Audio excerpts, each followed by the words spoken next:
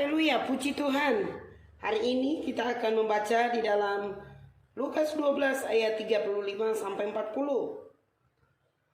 Bapak Ibu Saudara yang kekasih, biarlah kita baca di rumah, tetapi saya memberikan judul yaitu kewaspadaan.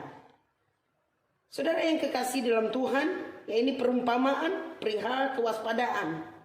Mengajarkan kita perihal kesiapan kita di dalam menanti kedatangan Tuhan Yesus Kristus kedua kali sebagai Raja di atas segala raja dan Hakim yang akan mengadili semua orang, termasuk saya dan saudara. Amin. Kita tidak boleh tidur secara rohani. Kita harus bangkit dari tidur rohani kita dan kita berperang sampai bumi penuh dengan kemuliaan. Haleluya. Kita harus waspada. Kita harus berjaga-jaga. Kita harus bertekun. Kita harus taat. Kita harus setia. Haleluya.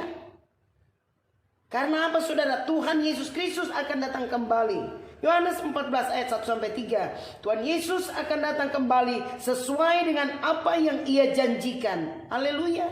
Dalam Kisah 1 ayat 6 sampai 7, yaitu kedatangannya tidak disangka-sangka. Oleh sebab itu kita harus berjaga-jaga. 1 Korintus 15 ayat 52. Kedatangannya dalam sekejap mata. Saudara, kita tidak sempat berpikir, kita tidak sempat melihat, dan itu akan terjadi hanya sekejap mata.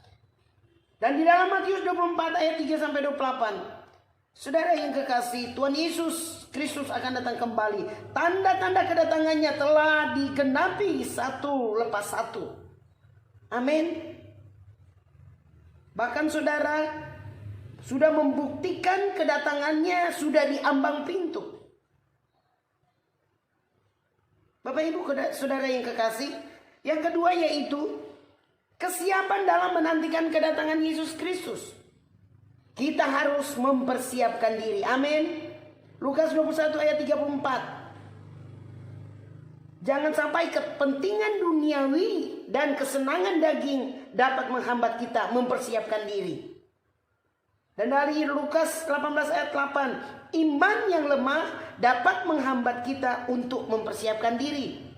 Apalagi saudara, kehidupan doa yang lemah dapat menghambat kita dalam mempersiapkan diri. Lukas 21 ayat 36. Jadi kita harus waspada, kita harus berjaga-jaga, kita harus bertekun, kita harus taat, dan kita harus tetap setia. Amin. Karena Tuhan Yesus, yang pertama Tuhan Yesus Kristus akan datang kembali. Yang kedua, mari kita harus mempersiapkan kesiapan diri dalam menantikan kedatangan Yesus Kristus. Dan yang ketiga, yang terakhir yaitu hukuman pada saat kedatangan Yesus Kristus. Matius 25 ayat 11 sampai 12. Yaitu hukumannya yaitu perpisahan dengan Allah untuk selama-lamanya. Matius 24 ayat 40 sampai 41. Hukumannya yaitu perpisahan dengan orang-orang yang kita kasihi. Dan yang terakhir yaitu Matius 24 ayat 30. Hukuman pada saat kedatangan Yesus Kristus, semua bangsa akan gemetar dan meratap. Haleluya.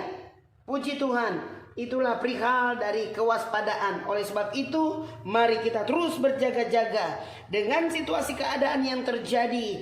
Ini baru dari permulaan, saudara. Tetapi waktu yang akan datang akan lebih. Oleh sebab itu firman Tuhan dengan tegas berkata di dalam Lukas 12 ayat 35 sampai 40, mari kita harus waspada. Amin. Haleluya. Puji nama Tuhan. Shalom.